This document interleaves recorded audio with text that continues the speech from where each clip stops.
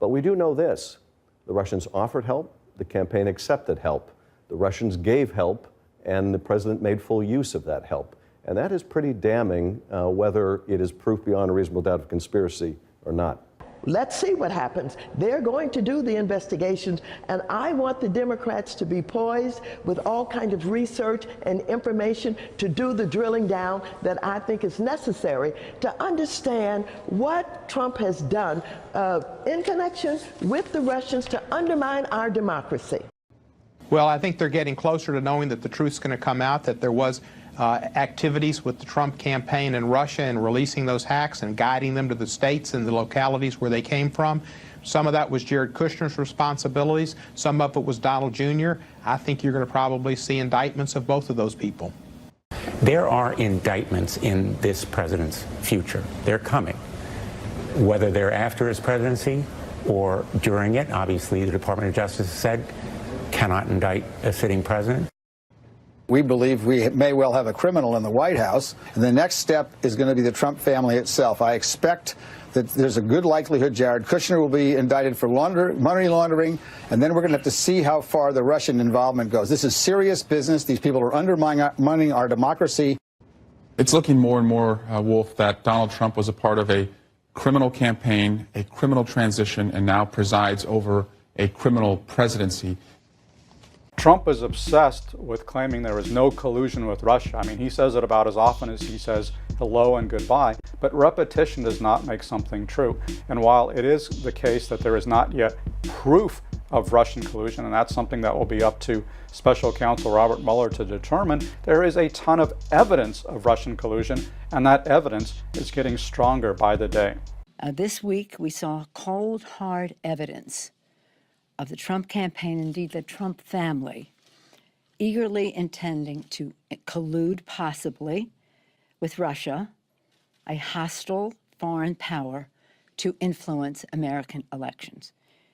It is almost impossible now to look at the full weight of evidence and believe that there was no collusion. If there was no collusion, it will be astonishing. Of course, that is what Trump wants you to believe.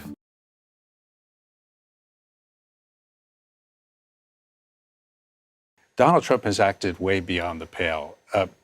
President Clinton did not fire the head of the FBI.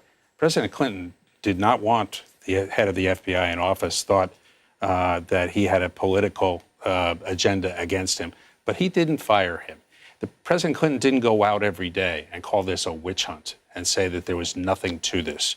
The president went about doing his job. President Clinton didn't 10,000 times tell lies and mislead the American public. He did mislead the American public and lie to them in that Roosevelt room. There's no defense of that. But to try to compare these things, and I think that's getting back to the Axios stories. That's the strength of the Axios stories.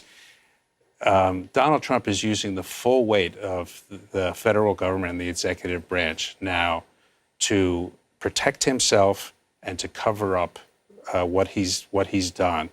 And in the case of President Clinton, he let this thing go. And, you know, the idea that, you know, we sit here 20 years later saying, oh, the president committed crimes. The president made mistakes. He's acknowledged them.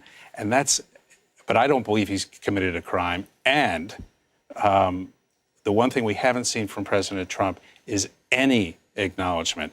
And I'll remind you, President Clinton went out and apologized for this before the report came out, before the House took up impeachment. So it wasn't until, he wasn't saying, I want to wait till all the jury's totally in. He acknowledged these things as things that he had done wrong.